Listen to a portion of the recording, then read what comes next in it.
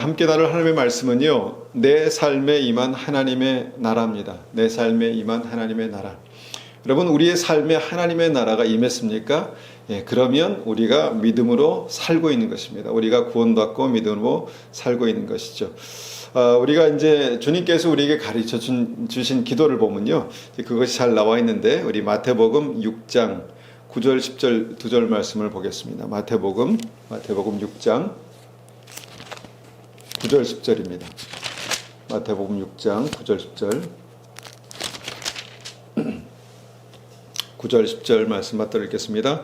그러므로 너희는 이렇게 기도하라. 하늘에 계신 우리 아버지여, 이름이 거룩히 여김을 받으시오며 나라가 임하옵시며 뜻이 하늘에서 이루어진 것 같이 땅에서도 이루어지이다. 여러분, 주님 가르쳐 주신 기도는요, 우리가 무엇을 위해서 어떻게 기도해야 되는가를 말씀해 주신, 가르쳐 주신 기도이죠. 그런데 우리가 이 기도를 자세히 한번 살펴보면 우리의 삶이 정말 구원받는 믿음이, 우리가 어떻게 정말 그 구원받는 믿음이 살아가야 되는지, 또 어떻게 그것이 우리 삶 속에 증거가 되는지, 우리의 믿음이 구원받는 믿음이다라는 것을 어떻게 우리가 삶 속에 확증을 할 수 있는지를 이제 보여주는 말씀, 기도이기도 합니다. 그것을 우리가 이제 찬찬히 살펴보면요, 첫 번째는 주기도문에서 우리가 보는 첫 번째 하나님의 구원의 확증은요, 하나님께서 우리 아버지가 되시는 것입니다. 우리가 너무 당연한 것이기 때문에 우리가 너무 당연하게 받아들일 수 있지만, 실제로 하나님이 우리의 아버지가 되신다라는 사실을 내가 확신하고 경험하고 누리는 것입니다. 하나님께서 나의 아버지가 되신다는 것을 내가 확신하고요, 내가 또 경험해야 합니다. 경험하고 내가 누리는 것이 첫 번째죠. 그래서 하늘에 계신 우리 아버지요, 우리 주님 아버지의 이름이 거룩히 여김을 받으시오며, 이렇게 이제 우리가 기도하는 것이죠. 자, 그 다음에 뭡니까? 그 다음에는요, 나라가 임하옵시며입니다. 나라가 임하옵시며. 여러분, 하나님의 나라가 우리 가운데 임하는 것이 구원의 확증의 두 번째 단계라는 것입니다. 우리가 믿습니다. 그러면 어떻게 우리의 삶 속에 나타나야 합니까? 하나님의 나라가 임해야 하는 것입니다. 아버지신 하나님께서 나와 함께 하시고, 전능하신 하나님께서 다스리시고 역사하시고 축복하시고 승리하게 하시는 하나님의 나라가 내 삶 속에 그렇게 경험되는 것이 구원입니다. 구원받은 확증이다라는 것입니다.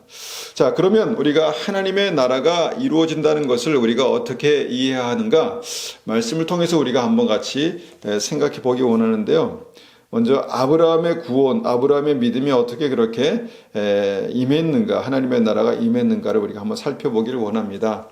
창세기 12장 1절입니다. 창세기 12장 1절. 창세기 12장 1절입니다. 1절부터 3절까지 말씀을요, 한번 받들어 읽겠습니다. 1절부터 3절까지. 여호와께서 아브라함에게 이르시되, 너는 너의 고향과 친척과 아비집을 떠나 내가 네게 보여줄 땅으로 가라.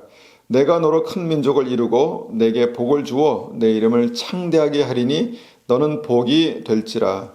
너를 축복하는 자에게는 내가 복을 내리고 너를 저주하는 자에게는 내가 저주하리니 땅의 모든 족속이 너로 말미암아 복을 얻을 것이라 하신지라.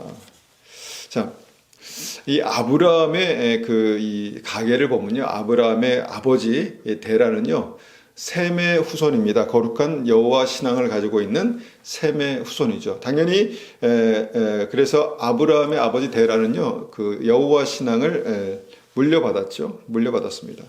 그런데 문제는 갈대아우르 지역에 살면서요, 그 지역의 어떤 그 문화 영향을 받았다는 것입니다. 그 지역은요, 그 씬이라는 그런 그 초승달 여신을 만들어서 파는 어떤 그런 문화로 그 당시에 모든 것이 가득 차 있었습니다. 그렇게 그런 문화에 살다 보니까 자연스럽게 우상을 섬기게 된 것이죠. 그러니까 늘 삶은요, 주변 환경에 그렇게 영향을 받게 되어 있습니다. 삶은요, 주변 환경에 영향을 받게 되어 있죠. 그래서 내가 주로 보는 것, 내가 주로 듣는 것, 생각하는 것이 내 삶에 영향을 주고요, 나를 만들어 간다는 것입니다. 아마도 아브라함의 아버지 데라는요, 하나님을 믿는 믿음이 있었지만 이제 살아가기 위해서, 삶을 살아가기 위해서 어쩔 수 없이 우상을 이렇게 만들어서 팔고 생계를 유지하면서 살다 보니까 우상을 가까이 하게 되고 그 문화를 받아들이게 되고 그 삶에 젖어가게 되고 급기야는 우상을 섬기게 된 것이죠. 그래서 이 여호수아서 24장 2절 보니까 이렇게 이제 말씀합니다. 여호수아가 모든 백성에게 이르되 이스라엘의 하나님 여호와께서 이같이 말씀하시기를 옛적에 너희 조상들 곧 아브라함의 아버지 나홀의 아버지 데라가 강 저쪽에 거주하며 다른 신을 섬겼으나, 성경은 분명히 이 데라가 우상을 섬겼다, 다른 신을 섬겼다, 그렇게 이제 말씀하고 있는 것이죠. 자, 급기야 그곳에 살다 보니까 그 우상의 쩔은 문화 가운데 살다가 보니까 그 믿음을 잃어버렸다라는 것입니다. 자, 데라는 거룩한 하나님의 자손, 하나님의 어떤 백성의 자손이었지만 우상을 섬기는 그런 문화 속에서 우상을 만다 보니 하나님을 잃어버렸다. 이것이 굉장히 중요합니다. 근데 그런 와중에 그 데라에게 문제가 생겼습니다. 데라에게는 아브라함과 나홀과 하란이라는 세 아들이 있었는데요. 그 중에 셋째 하란이 죽습니다. 하란이 그 아들 롯만 남긴 채 죽습니다. 그 충격으로 그랬는지요, 데라가 우상 장사를 포기하고요, 갈대아 우르를 그렇게 떠납니다. 이제 우리의 삶 가운데 그런 일이 있을 수 있죠. 어떤 충격이 있으면, 이게 왜 그럴까? 내가 혹시 이것이 내 우상을 그렇게 그냥 하나님을 섬긴다고 하지만 우상을 만들어서 팔면서 이렇게 살았던 그 삶 때문에 하나님께서 나를 벌하신 게 아닌가, 이런 생각을 했던 것 같습니다. 그래서 데라가 갈대아 우르를 떠나면서 아마 우상 장사도 그렇게 포기한 것 같습니다. 그런 와중에 이제 하나님께서 아브라함에게 이렇게 말씀하는 것입니다. 아브라함에게 말씀한 것이죠. 오늘 본문의 말씀입니다. 너의 고향과 친척과 아비집을 떠나라. 너의 고향과 친척과 아비집을 떠나라. 그리고 내가 내게 보여줄 땅으로 가라. 하나님께서 하나님의 백성들을 거룩하게 하시기 위해서요, 선택하십니다. 그런 어떤 믿음으로 하나님께서 아브라함을 선택한 것이죠. 그리고 아브라함을 선택하시고 그에게 말씀을 주시는데 그 말씀이 무엇입니까? 고향과 친척과 아비집을 떠나라. 그리고 내가 내게 보여줄 땅으로 가라라고 그렇게 이제 말씀하셨다는 것이죠. 그리고 이것이 아브라함의 믿음의 첫 번째 시작이 됩니다. 자, 우리가 이제 이 상황을 보면서요, 주님 가르쳐 준 기도를 다시 한번 보게 되는 것이죠. 주님께서 말씀하신 믿음의 어떤 역사를 다시 한번 보게 되는 것입니다. 자, 육신의 아버지 데라를 따라서 갈대아 우르에 살았습니다. 그것 때문에 우상이 가득 찬 도시에서 우상을 보고 그렇게 자란 아브라함에게 고향, 친척, 아버집을 떠나라는 그 의미가 무엇이라고 생각하십니까? 왜 하나님께서 아브라함의 믿음의 시작점에서 굳이 떠나라라는 그런 명령을 말씀하신 것일까요? 우리는 이것을 특정히 아브라함에게만 주신 명령이다, 우리가 이렇게 생각할 수 있겠지만, 먼저 우리가 이 떠나라는 이 말씀을 왜 주셨는가를 우리가 깊이 생각해 볼 필요가 있다는 것입니다. 첫 번째로 하나님께서 아브라함에게 떠나라 하신 목적은요, 아브라함의 아버지가 되시기 위해서입니다. 떠나라라고 말씀하십니다. 떠나라. 그리고 두 번째 무엇입니까? 내가 내게 보여주는 땅으로 가라. 즉 무슨 말씀인가 하면 하나님께서 인도하시고 다스리고 축복하시는 하나님의 나라를 주시겠다는 것입니다. 자, 정말 이전 땅에서 떠나서 내가 내게 허락할 땅으로 가라라는 것입니다. 그리고 이것이 구원받는 믿음의 시작이 되었다라는 것이죠. 그래서 우리가 이 두 가지, 아브라함에게 주신 말씀의 두 가지 핵심을 한번 주목해 봅니다. 첫 번째는요, 떠나라. 고향과 친척과 아버집을 떠나라. 두 번째는 가라입니다. 내가 내게 보여주는 땅, 즉 하나님의 나라를 받으러 가라라고 이렇게 말씀하는 것입니다. 이것이 여러분 구원받는 믿음의 핵심이다라고 우리가 생각하며 이 말씀을 한번 들어보시기 원합니다. 그러면 우리는요, 이 믿음의 핵심 중에서 먼저 떠나라라는 떠나라는 하나님의 말씀이 어떤 말씀인가, 어떤 목적인가, 특별히 고향과 친척과 아버집을 떠난다는 그 의미가 무엇인가를 우리가 살펴볼 필요가 있다는 것입니다. 자, 무조건 고향과 친척과 아비집을 떠나면 그것이 믿음인가? 아니라는 것이죠. 왜 떠나야 하는가? 무엇 때문에 떠나야 하는가를 우리가 보자는 것이죠. 모든 크리스찬들이 고향과 친척과 아비집을 떠나라라는 하나님의 말씀대로 그냥 떠나면 되는 것인가? 그것이 아니라는 것이죠. 왜, 무엇 때문에 이것을 알아야 우리가 구체적으로 우리의 믿음에 적용할 수 있다라는 것입니다. 자, 우리가 아까 잠깐 말씀드린 대로 아브라함의 고향이 갈대아 우루 지역입니다. 여기가 어딘가 우상으로 가득 찬 수메르 문명입니다. 음란한 여신, 낱나신의 다른 이름이 신이라는 것입니다. 이 신이 우리가 영어로 죄를 그렇게 말하는 것이죠. 다연관성이 있다고 봅니다. 이 신을 섬기는 그런 문화 가운데 살고 있었다는 것입니다. 그리고 그 문화가 이제 그 신이 초승달 여신이죠. 초승달 여신. 다시 말하면 그 이슬람의 상징이기도 합니다. 이게 다 연결이 되어 있습니다. 그런 문화 가운데 살고 있었던 아브라함에게 주님께서 떠나라 말씀하는 것이죠. 그래서 떠나라라는 명령의 핵심은 무엇인가? 핵심은요, 죄와 우상으로 가득한 그 문화를 떠나라는 것입니다. 어떤 지역이나 사람이 핵심이 아니라 그 죄로, 그 우상으로 가득한 그 문화를 떠나라라는 것이 핵심인 것입니다. 여러분, 죄를 계속해서 보고 살면요, 우상을 계속해서 보고 살면 죄와 우상이 가득한 도시에서 그 문화 가운데 살면은 그 죄와 음란한 문화 영향력을 여러분 받게 됩니다. 생각이 바뀌고요, 마음이 바뀌고 바뀌게 됩니다. 영향을 받는다는 것이죠. 어떻게 우리가 이것을 알 수 있습니까? 롯에게 두 천사가 방문합니다. 소돔과 고모라에 살고 있는 롯에게 두 천사가 방문하죠. 밤에 두 천사가 롯의 집에 방문했을 때 어떤 일이 일어납니까? 밤에 동네 사람들이 와서 막 그냥 난리를 피웁니다. 롯의 문을 두드리고 부실 것 같이 두드리고 난리를 피웁니다. 그 이유가 뭡니까? 그 방문한 두 남자를 내보내라는 것입니다. 그러니까 천사지만 그들이 보기엔 남자였죠. 남자를 내보내라는 것입니다. 밖으로. 왜 내보내라고 합니까? 성적으로 욕보이겠다, 그런 말을 합니다. 그러니까 도저히 상상할 수도 없는 그런 문화가 그곳에 그렇게 자리하고 있었다는 것입니다. 그때 롯이 뭐라고 합니까? 더 기가 막히죠. 이 남자 둘을 내보내는 대신에 내가 딸 둘을 내보낼 테니까 너희 마음대로 하라, 그렇게 말합니다. 여러분, 이게 말이나 됩니까? 어떻게 이런 말을 할 수 있을까요? 이런 상상을 할 수 있을까요? 여러분, 이런 문화 가운데 롯이 살고 있었다는 것입니다. 롯이 이런 문화 가운데 살고 있었다는 것입니다. 롯도 아브라함과 함께 있었습니다. 그런데 그 함께 있었다는 것이 정말 우리가 정말 믿음을 가지고 하나님을 섬기는 어떤 그런 믿음으로 함께 있었다라는 것을 우리가 알게 되는데, 그럼에도 불구하고 롯이 이런 생각과 이런 판단을 할 수 있는 이유가 무엇이겠습니까? 바로 문화 때문입니다. 문화. 하나님께서 그런 소돔과 고모라를 멸하시기로 결정하시고 어떻게 하셨습니까? 롯과 그의 가족에게 그곳을 떠나라라고 말씀하는 것입니다. 동일한 이유입니다. 롯과 그의 가족에게 당장 떠나라, 이렇게 말씀하신 것입니다. 그래서 떠나라라는 명령의 핵심은요, 죄가 가득한 문화에서 떠나라, 그 영향력을 끊어버려라, 끊어내라 라고 그렇게 말씀하시는 것입니다. 자, 데살로니가전서 5장 22절을 보면요, 악은 어떤 모양이라도 버려라, 이렇게 말씀하십니다.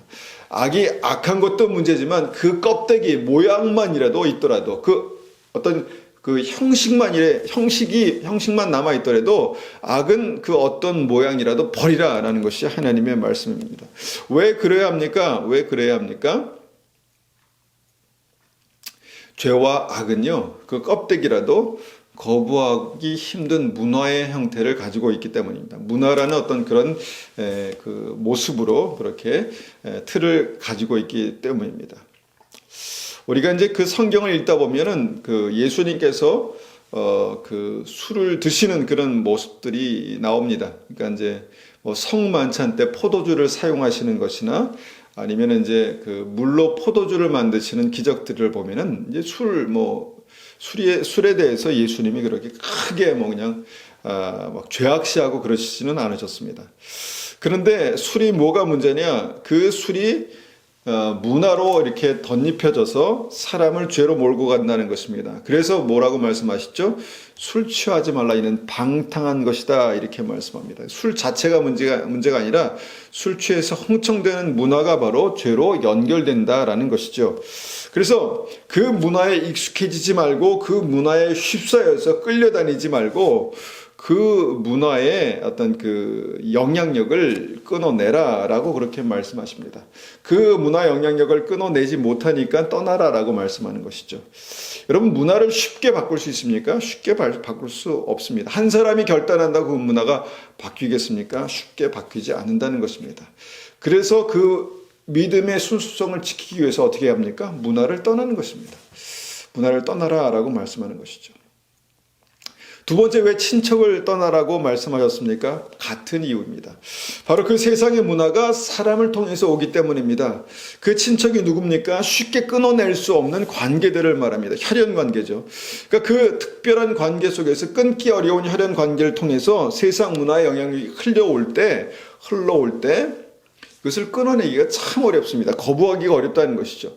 모르는 사람이 그 문화를 이렇게 가지고 오면 그렇지만 너무 정말 친숙하고 너무 정말 사랑하는 그 혈연 관계에 있는 사람들이 그 문화를 가지고 우리를 부를 때 우리가 끊어내기가 참 어렵다라는 것입니다. 그래서 세상과 죄의 영향력을 끊기 위해서 죄가 흘러오는 친숙한 영향력에서 벗어나야 되는데 그 쉽게 벗어나기 어려우니까 떠나라라고 그렇게 말씀하신 것입니다. 여러분, 무조건 고향 친척 아비집을 떠나라고 했다고 그냥 떠나는 것이 좋다라는 것이 아니라는 것이죠. 여러분, 이제 반대로 생각해 보면 크리스천 문화를 가진 가정에서 그냥 무조건 떠나라 이렇게 했다고 해서 떠나서 세상으로 가라, 이런 말씀이 아니라는 것입니다. 자, 우리가 이제 이 부분을 어떻게 이해를 해야 될까? 좀 걸리는 부분이 이제 전도를 할 때입니다. 자, 복음을 전하려는 좋은 의도로 이제 어떤 사람과 믿지 않는 사람과 친구가 됩니다. 그런데 그 친구가 정말 내가 그 친구와 더 친하게 지내기 위해서 그 문화를 내가 수용하고 받아들이고 그럴 필요가 없다라는 것입니다. 그것은 위험한 방법이다라는 것입니다. 함께 죄를 먹고 마시면서 친구가 되지 말라는 것이죠. 같이 세상 죄를 먹고 마신다면 전도가 아니라 믿음을, 생명을 잃어버릴 수도 있습니다. 일단 그 문화를 떠나서 죄에 속한 사람을 건져내야 되는 것이죠. 마지막으로 주님은요, 아브라함에게 아비집을 떠나라 이렇게 말씀하십니다. 여러분, 이것도 같은 맥락입니다. 아버지이기 때문에 무조건 떠나라가 아니라 그 아버지의 영향력이 너무 강력하기 때문에 아버지의 어떤 집을 떠나라, 아비집을 떠나라라고 그렇게 말씀하는 것이죠. 아버지가 우상을 평생 만들어 팔았습니다. 그리고 그 삶 가운데, 생각 가운데는요, 우상을 팔고 만들어 팔던 그 사고방식과 그 생각에 젖어 있을 수 있다라는 것이죠. 이 정도는 괜찮아, 이 정도는 괜찮지 않나, 이렇게 이제 생각할 수 있었다라는 것입니다. 그래서 이제 떠나라 한 것이죠. 또 아비집을 떠나라 한 것이 한 가지 이유가 더 있습니다. 무엇입니까? 바로 하나님께서 아브라함의 아버지가 되시겠다, 내가 너의 아버지가 되시겠다라고 말씀하고 있는 것입니다. 하늘에 계신 우리 아버지요 라고 이렇게 우리가 기도하라라고 말씀하셨죠. 하나님께서 우리 아버지가 되시겠다라고 그렇게 말씀하는 것입니다. 우리가 결혼에 대해서 우리가 이제 결혼을 말할 때 이제 마가복음 10장 9절 이제 마가복음 10장 7절 9절 7절에서 9절까지 이 말씀을 많이 인용하는데 한번 읽어보겠습니다. 사람이 그 부모를 떠나 둘이 한 몸이 될지니라. 이러한즉 이제 둘이 하나요 한 몸이니 그러므로 하나님이 짝지어 주신 것을 사람이 나누지 못할지니라 하시더라. 결혼식 때 많이 주례할 때 이제 말씀을 많이 이제 나누는 말씀이죠. 왜 사람이 결혼을 할 때 부모를 떠나야 하는가? 부모를 떠나서 둘이 하나가 되어야 합니까? 여러분, 이것도 같은 맥락입니다. 바로 하나님께서 짝주어 주신 한 몸이 탄생할 때 그 몸의 아버지가 바로 하나님이시다라는 것을 그렇게 믿음으로 선포하시는 말씀이죠. 그러니까 결혼을 통해서 하나님께서 우리가 그 주님의 자녀로 그렇게 주님의 가정으로 그렇게 다시 태어나는 그런 모습들을 이 말씀을 통해서 보게 되는 것이죠. 그래서 구원받은 믿음에서 첫 번째 단계 떠나라라는 명령을 우리가 이렇게 이해하는 것이 굉장히 중요합니다.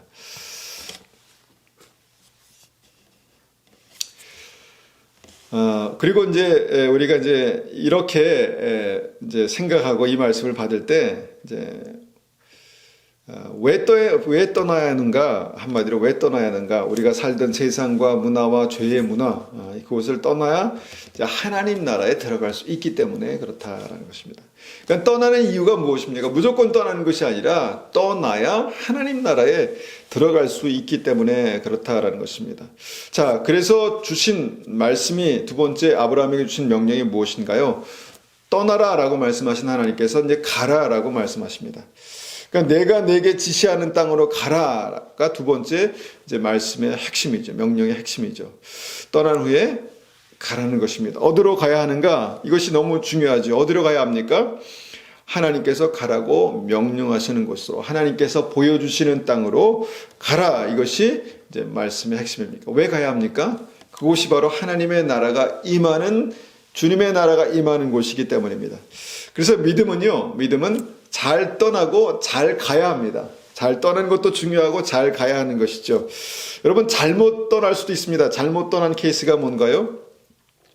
교회를 떠나는 것이죠. 교회를 떠나고 그리스도의 몸을 떠나고 믿음의 관계를 떠나고, 이것은 마귀가 우리를 그리스도의 몸에서 떼어놓으려는 어떤 그런 것이죠. 그러니까 떠나는 것이 핵심이 아니라 왜 떠나는가가 중요하고요.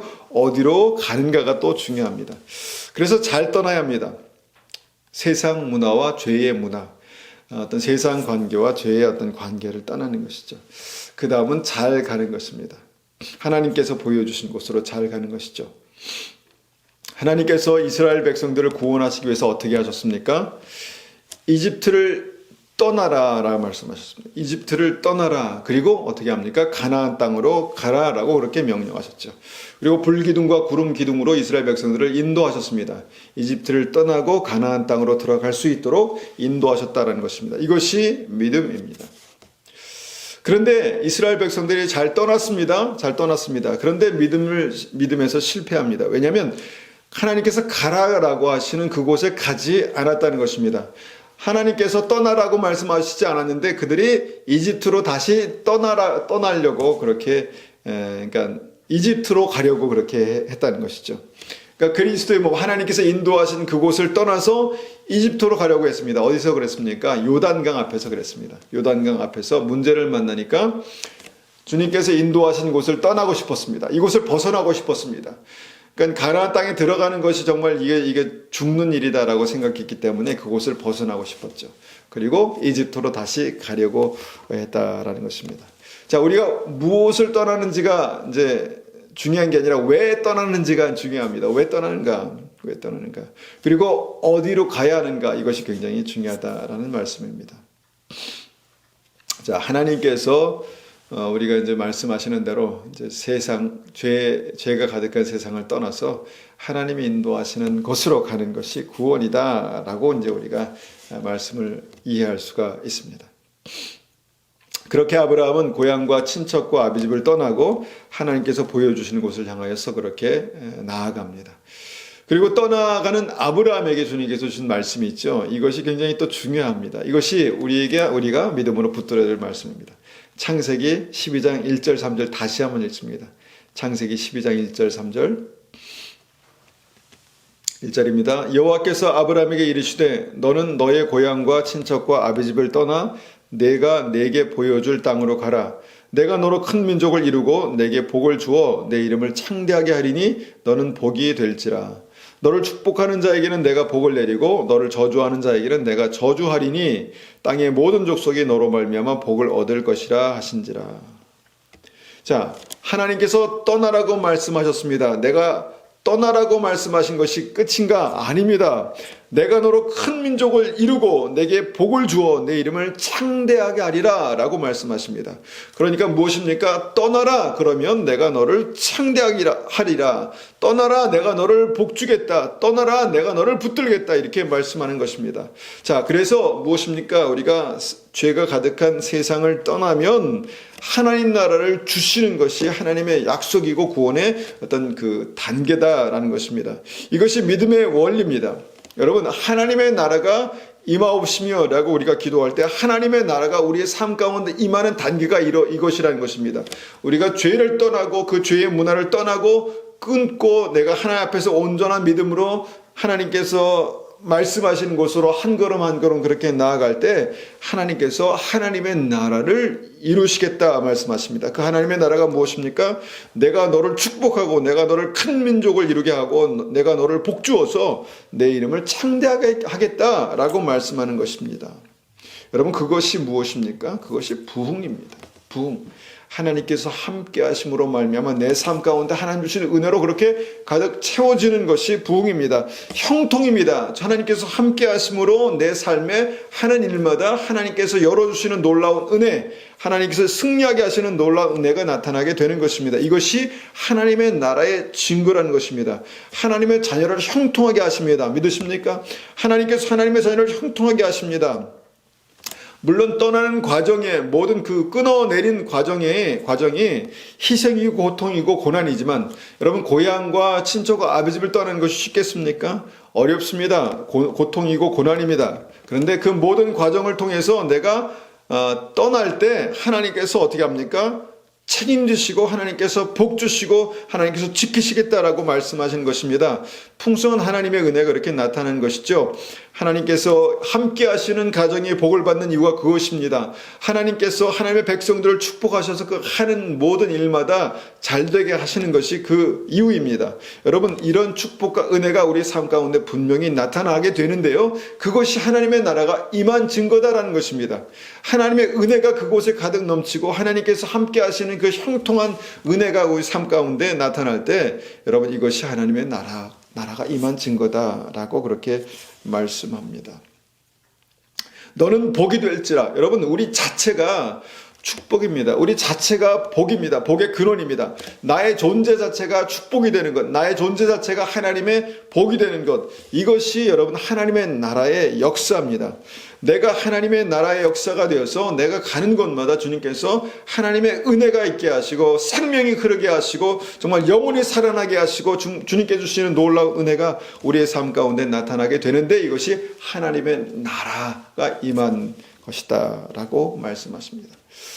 놀라운 은혜입니다. 내가 너를 축복하는 자를 내가 축복하고, 그러니까 우리가 하나님의 나라고 또 하나님의 어떤 자녀이기 때문에 누군가 우리를 축복하면 그 사람이 축복을 받는 것입니다. 그런데 반대로 뭡니까? 누가 나를 저주하면 저주하는 자를 내가 저주하리니, 여러분, 하나님께서 내 편이 되십니다. 하나님의 백성, 하나님의 자녀는요, 하나님의 것입니다.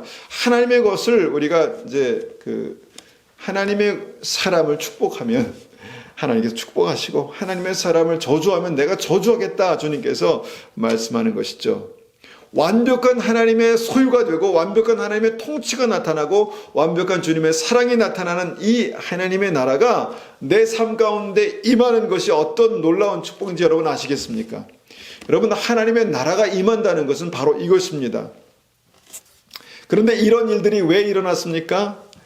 제대로 잘 떠났기 때문입니다. 제대로 잘 떠났기 때문입니다. 죄를 떠나고요. 죄가 가득한 세상 문화를 떠나고 악한 영향력을 떠났습니다. 여러분, 애굽을 떠나야 가나안 땅에 들어갈 수 있는 것입니다. 인생도 마찬가지입니다. 인생도 애굽을 떠나야 가나안 땅에 들어갈 수 있는 것입니다. 이것이 하나님의 나라가 임하는 순서라는 것이죠. 내가 예수 믿고 예수 믿으면 너와 내 집이 구원을 얻을 것이다. 이 같은 맥락이죠. 하나님의 나라가 임한 증거입니다. 내 삶 속에 생명이 살아나는 역사가 나타나는 것이죠. 그런 은혜가 있으시기를 축원합니다. 그렇게 해서 아브라함이 떠났습니다. 그리고 하나님께서 말씀하시는 땅으로 갔죠. 그런데 그런 아브라함도 완벽하지 못했다라는 것이 우리에게 또 위로가 됩니다. 창세기 12장 4절 5절입니다. 창세기 12장 4절 5절. 4절. 이에 아브라함이 여호와의 말씀을 따라갔고 롯도 그와 함께 갔으며 아브라함이 하란을 떠날 때에 75세였더라. 아브라함이 그의 아내 사라와 조카 롯과 하란에서 모은 모든 소유와 얻은 사람들을 이끌고 가나안 땅으로 가려고 떠나서 마침내 가나안 땅에 들어갔더라. 자, 아브라함이 하란을 갈대아우를 떠나고 하란을 떠나서 정말 아버지 집을 떠나서 가나안 땅에 들어갔습니다. 그런데 이 말씀을 자세히 살펴보면요, 좀 완벽하지 못한 게 있습니다. 뭔가 부족한 게 있죠. 무엇입니까? 바로 조카 롯, 그러니까 친척을 떠나지 않은 것입니다. 떠나지 못한 것입니다. 아마도 먼저 하늘나라에 간 동생 그 하란에 대해서 그 애틋한 마음 때문에 롯을 데리고 간 것 같습니다. 그런데 이것이 아브라함에게 무슨 문제가 될까? 문제가 됩니다. 여러분, 하나님께서 떠나라라고 말씀하셨는데 떠나지 않은 것이 문제가 될까요? 문제가 됩니다. 그러니까 친척 조카 롯을 떠나지 않고 그 가운데 함께 가나안 땅으로 이제 들어가게 되는데 하나님의 나라가 어떻게 나타났습니까? 문제가 생겼습니다. 가나안 땅에 이제 가나안에 가뭄이 들었고 가뭄이 들었을 때 이제 그가 이집트로 이사 가게 됐다라는 것입니다. 다시 옮기게 됐다라는 것입니다. 가나안에 가뭄이 들었다. 물론 자연스럽게 가뭄이 들 수도 있겠지만 뭔가 하나님께서 인도하신 하나님의 땅이라면 정말 하나님 주시는 놀라운 은혜 가운데 그래 날마다 형통한 은혜 가운데 나타나야 되는데 가뭄이 들었습니다. 그리고 어쩔 수 없이 이집트로 그렇게 이사를 갑니다. 그러니까 아브라함이 잘못 떠나기 시작했다는 것입니다. 하나님께서 인도하신 땅으로 가지 않고 자기가 원하는 땅으로 그렇게 필요한 땅으로 가게 됩니다. 그러니까 문제를 피해서 스스로 갈 곳을 선택한 것이죠. 그곳에서 어떤 일이 일어납니까? 삶이 꼬이기 시작합니다. 그곳에 가니까 이제 어떤 두려움이 생겼습니다. 그러니까 어떤 두려움이냐면 사라가 너무 아름다웠다 그렇게 말합니다. 굉장히 사라가 굉장히 아름다웠던 모양입니다. 그래서 누군가가 나를 죽이고 그 아내를 빼앗아갈까봐 두려움에 그렇게 사로잡힙니다. 그리고 급기야는 자기 아내를 자기의 누이 동생이라고 거짓말하는 사건이 생기죠. 그러니까 그렇게 삶이 꼬이기 시작합니다.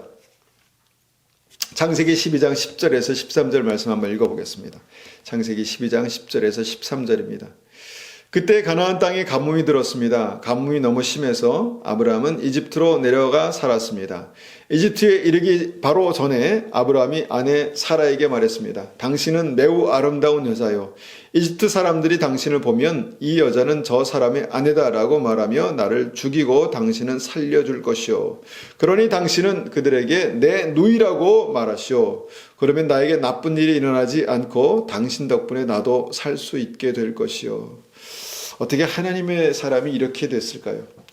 그러니까 가뭄이 심해서 이집트로 갔다. 우리가 그냥 이 정황은 이해할 수 있지만 왜 가뭄이 나타나고 왜 이집트로 갈 수밖에 없었나? 이것들을 우리가 한번 생각해 봐야 한다는 것이죠. 하나님께서 인도하신 것이 아니라는 것입니다. 그러니까 문제가 생깁니다. 두려움이 생깁니다. 아내를 누이라고 그렇게 속입니다. 거짓말합니다. 그리고 이집트의 왕이 이제 그 아브라함의 아내를 데려갑니다. 그리고 대신에 대가로 양떼와 소떼와 나귀를 그렇게 줍니다. 그러니까 아내를 판 것이죠. 두려움으로 아내를 팔아버린 것이죠. 이게 믿음의 조상, 믿음 안에서 할 일인가 할 짓인가라는 생각이 듭니다. 그때 하나님께서 아브라함에게 어떻게 하십니까? 긍휼을 베푸십니다. 여러분, 이것이 놀라운 은혜의 포인트입니다. 하나님께서 우리의 연약함을 아시고요, 우리에게 긍휼을 베푸십니다. 긍휼을 베푸십니다. 그리고 그 어려움을 풀어주시죠. 그래서 다시 아내를 찾아옵니다. 얼마나 부끄럽고 창피한 일입니까? 그런데도 정말 하나님께서 그를 살리시고 보호하십니다. 그런데 이제 이 문제가 해결되고 나서 이제 문제가 다 해결됐는가? 아닙니다. 또 다른 문제가 생깁니다.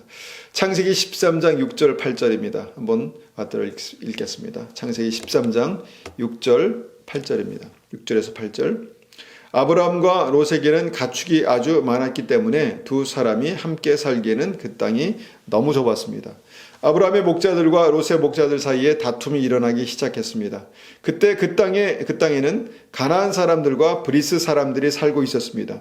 아브라함이 롯에게 말했습니다. 너와 나 사이에 다툼이 일어나서야 되겠느냐? 내 목자들과 내 목자들 사이에도 다투는 일이 있어서는 안 된다. 우리는 친척이 아니냐. 쉬운 성경으로 제가 읽었습니다. 자, 아브라함과 롯의 목자 사이에 다툼이 생겼다는 것입니다.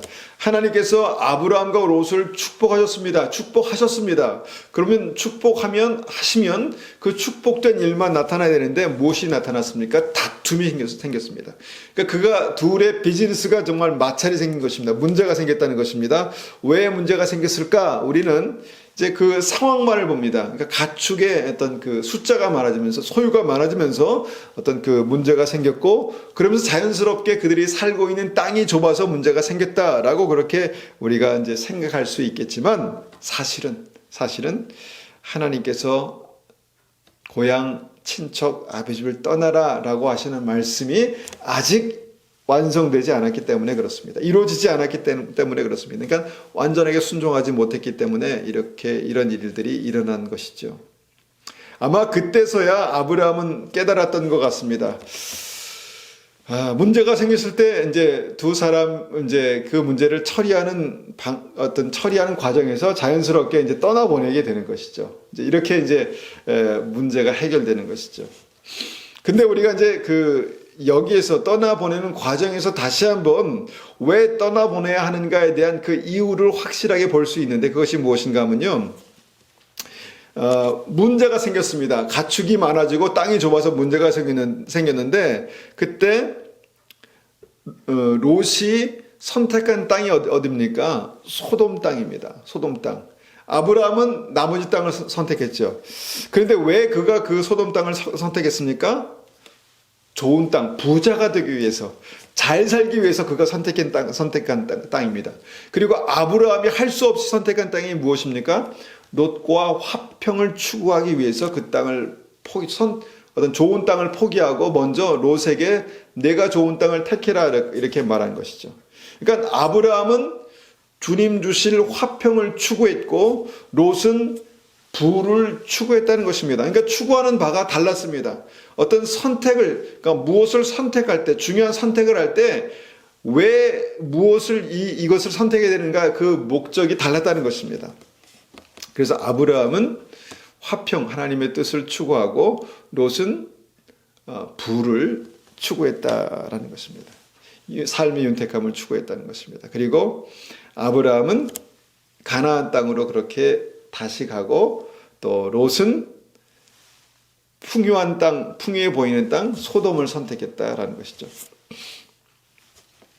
결과적으로 무엇입니까? 결과적으로 하나님께서는 아브라함을 하나님의 땅 가나안 땅으로 인도하신 것입니다. 그리고 롯이 부자가 되기 위해서 선택한 땅이 결국 죄가 가득한 소돔과 고모라, 소돔 땅이 되었다는 것이죠. 그렇게 아브라함은요, 친척을 떠나지 못한 문제들을 이제 해결하게 됩니다. 떠나게 되죠. 결국은 떠나게 됩니다. 그런데 그렇게 심각한 어려운 상황 가운데서도 하나님께서 그 문제를 하나님의 뜻대로 풀어가는 과정 속에서 아브라함이 다시 한번 놀라운 축복과 은혜를 경험하게 되죠. 그러니까 잘 떠나 보내니까 어떤 일이 일어납니까? 창세기 13장 14절 17절입니다. 창세기 13장 14절에서 17절 받도록 읽습니다. 롯이 아브라함을 떠난 뒤에 여호와께서 아브라함에게 말씀하셨습니다. 내 주변을 둘러보아라. 내가 서 있는 곳에서 동서남북을 다 둘러보아라. 내 눈에 보이는 이 모든 땅을 내가 영원히 너와 내 자손에게 줄 것이다. 내가 내 자손을 땅의 티끌만큼 많게 해주리니 누구든지 땅 위에 티끌을 셀 수 있는 사람이 있다면 그 사람은 내 자손도 셀 수 있을 것이다. 일어나라. 이 땅을 동서남북으로 돌아다녀 보아라. 내가 내게 이 땅을 주겠다. 여러분, 이것이 상상이나 되는 그런 말씀입니까? 그냥 눈으로 바라보라는 것입니다. 주님께서 말씀하십니다. 하나님께서 눈으로 동서남북을 바라보라. 내게 보이는 땅을 다 내게 주리라. 다시 다른 말로 내가 동서남북을 돌아들어 보아라. 밟고 다녀봐라. 내가 밟는 땅을 내가 다 주겠다. 이런 말씀을 하셨다는 것입니다. 여러분, 이 축복이 아브라함에게, 이 놀라운 축복이 아브라함에게 임합니다. 그러니까 하나님께서 완벽하게 아브라함을 붙드시고 축복하시는 일들이 나타난 것이죠. 그런데 우리가 이 시점이 어딘가에 대해서 다시 한번 주목해 봐야 한다는 것입니다. 그 시점이 어디입니까? 롯이 아브라함을 떠난 후, 14절 말씀입니다. 롯이 아브라함을 떠난 후에, 아브라함을 떠나보낸 후에 하나님께서 다시 아브라함에게 놀라운 삶의 어떤 축복과 약속을 허락하셨다라는 것입니다. 이 시점이 굉장히 중요한 것이죠. 여러분, 이 말씀이 우리에게 정말 축복과 은혜와 복이 되기를 원합니다. 우리가 순종해서 세상과 친척을 떠난 아브라함에게 하나님의 나라가 임하는 과정들을 우리가 이 말씀을 통해서 보는 것입니다. 동서남북을 둘러보아라. 내가 내게 보이는 땅을 다 너와 내 자손들에게 주리라. 놀라운 하나님의 축복이 임하는 하나님의 나라가 아브라함에게 임했다라는 것입니다. 자, 우리가 여기서 두 가지 말씀을 늘 이제 마음에 새겨야 합니다. 떠나고 가는 것입니다. 떠나라, 가라라는 것입니다. 무엇을 떠나야 합니까? 세상과 죄와 죄의 병든 문화를 떠나라. 타락시키는 어떤 세상 문화를 떠나라라는 것입니다. 여러분, 내가 우리의 삶 가운데 우리의 믿음을 점점 하나님께로부터 멀어지게 하는 것이 분명히 있습니다. 그러니까 내 믿음을 점점 하나님께로부터 멀어지게 하는 것이 있습니다. 그것이 아주 악하고 아주 나빠 보여서가 아니라, 여러분, 내가 점점 내 믿음이 하나님께로부터 멀어지게 한다면 여러분, 그것을 떠나야 합니다. 그것을 떠나야 합니다. 아니면 바꾸든지 아니면 떠나든지 둘 중에 하나입니다. 여러분, 친숙했던 것을 떠나는 것은 쉽지 않습니다. 친숙했던 관계를 떠나는 것은 쉽지 않습니다. 그러나 내가 있는 곳에서 내가 믿음을 지키기 어렵고 내가 점점 더 하나님과 멀어지고 있다면 여러분, 그것은 떠나는 것이 맞습니다. 떠나라 라고 말씀하십니다. 죄를 떠나고요, 죄인과의 관계를 떠나고 죄의 습관을 떠나고 죄가 들어오는 통로를 떠나고 그 문화를 떠나는 것입니다. 우리가 세상 가운데 살지만 우리는 반드시 우리가 있는 곳에서 정말 하나님을 영원롭게 해드릴 수 없다면 여러분, 그곳에서 자리를 옮겨야 합니다. 자리를 박차고 일어나야 합니다. 떠나야 합니다. 그 관계가 정말 하나님께 영광이 되지 않고 그 관계 속에서 우리가 점점 더 세상으로 끌려가고 있다면 그것을 떠나야 합니다. 떠나야 합니다. 아브라함의 아버지 데라가 갈대아 우르에서 살면서 정말 살아가기 위해 살 수 없이 우상을 만들어 팔다가 우상을 섬기게 되었습니다. 그가 우상을 처음부터 섬기는 것이 그의 삶의 굉장히 중요한 목적이 아니었습니다. 하나님을 섬기는 것이 그의 삶 속에 굉장히 그 뿌리 깊이 남아 있었는데도 불구하고 우상을 섬기는 곳에서 살면서 우상을 만들어 팔다 보니까, 할 수 없이 살기 위해서 하다 보니까 하나님께서, 아브라함이 그렇게 우상을 섬기게 되었다라는 것입니다. 그리고 하나님께서 떠나라고 말씀하시는 그 고향과 친척과 아비집은 바로 그 악한 세상의 문화에서 떠나라라고 말씀하는 것이죠. 마지막으로 이 말씀을 읽고 이 말씀을 마무리하기 원합니다. 고린도후서 6장 14절입니다. 고린도후서 6장 14절. 고린도후서 6장 14절. 14절입니다. 16절까지 받들어 있습니다. 너희는 믿지 않는 자와 멍에를 함께 매지 말라. 의와 불법이 어찌 함께하며 빛과 어둠이 어찌 사귀며 그리스도와 벨리알이 어찌 조화되며 믿는 자와 믿지 않는 자가 어찌 상관하며 하나님의 성전과 우상이 어찌 일치가 되리요. 우리는 살아계신 하나님의 성전이라. 여러분, 이 말씀이 굉장히 중요합니다. 왜냐하면 우리가 믿지 않는 사람에게 복음을 전해야 되는 것은 맞습니다. 그런데 정말 지혜가 필요합니다. 정말 지혜가 필요합니다. 너희는 믿지 않는 자와 멍에를 함께 매지 말라. 이것이 하나님의 말씀입니다. 왜 멍에를 함께 매지 말라고 하십니까? 이것은 정말 하나님의 성전과 우상이 일치되는 일이기 때문입니다. 하나님의 성전과 우상이 데라의 경우처럼 그렇게 일치될 수 있기 때문에 그렇게 떠나라, 함께 멍에를 매지 말라 이렇게 말씀하시죠. 우리는 살아계신 하나님의 성전이라. 우리가 하나님의 성전이라면 성전은 거룩하게 구별될 필요가 있습니다. 다시 말하면 거룩한 곳에 있어야 합니다. 거룩한 어떤 문화 가운데 살아가야 한다는 것입니다. 그러기 위해서 우리의 믿음을 지키는 어떤 그 결단이 필요합니다. 그 결단 두 가지 여러분 분명하게 기억하고 또 이것을 말씀대로 잘 적용하시기를 축원합니다. 첫 번째 무엇입니까? 떠나라입니다. 떠나라. 두 번째 무엇입니까? 가라입니다. 내가 내게 보여주는 땅으로 가라. 가라입니다. 이 믿음의 역사, 믿음의 은혜가 우리의 삶 가운데 정말 균형 있게 나타날 때 우리의 삶이 정말 하나님의 백성으로 하나님의 사람으로 그렇게 점점 더 구별되며 하나님께서 우리의 삶 속에 약속하신 하나님의 나라가 우리의 삶 가운데 임하시는 놀라운 은혜가 있으시기를 축원합니다. 축원합니다.